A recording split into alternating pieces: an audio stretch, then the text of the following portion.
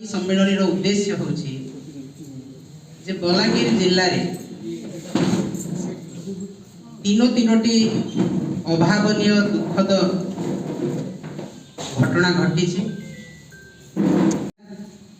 गोटे संस्कृति संपन्न जिला, शिक्षा क्षेत्र में अग्रणी भूमिका रही।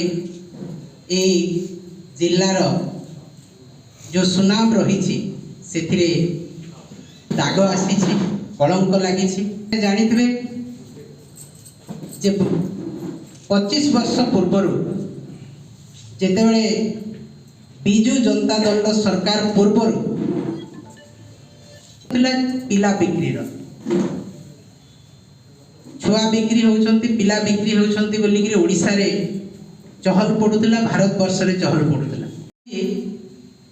खपराखोल ब्लॉक रे हिची गोटे माँ तार केते दयनीय स्थिति हिथिबो जे तार निजर जन्म कला छुआ को बिक्री करूछि एवं सेतिरे सरकारी ऑफिसर साहाय्य करूछंती।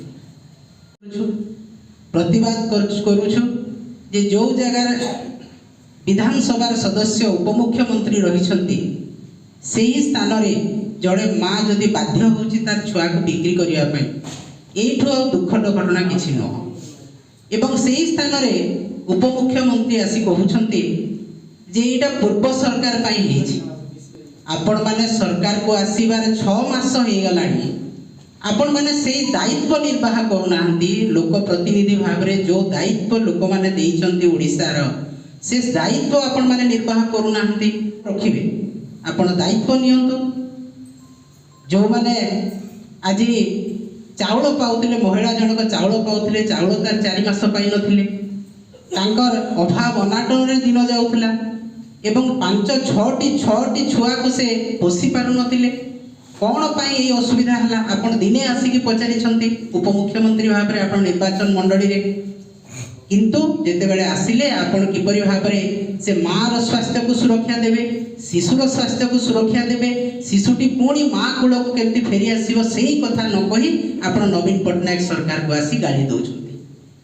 आमे बाध्य होउछु बिजु जनता दल रो महिला संगठन जाई फैक्ट फाइंडिंग टीम जाई ताकू तदारक करी लोकलोचन को आनिबा पाई जे भारतीय जनता पार्टी रो 6 मासर सरकार ने 12टी जगह रे गण दुष्कर्म एवं हत्या हेलानी ताकू लोकलोचन को आनिबा पाई जे सरकार बाहाबा मारुछंती। आमे अनेक काम कर देइछु, आमे मां को सम्मान दउछु, आमे सुभद्रा योजना देलु, आमे अनेक कथा कलु, किंतु असल कथा महिला को सुरक्षा से माने देई पारु नांती एवं संपूर्ण भाव रे आज आईन श्रृंखला विपर्यस्त अवस्था रे अछि।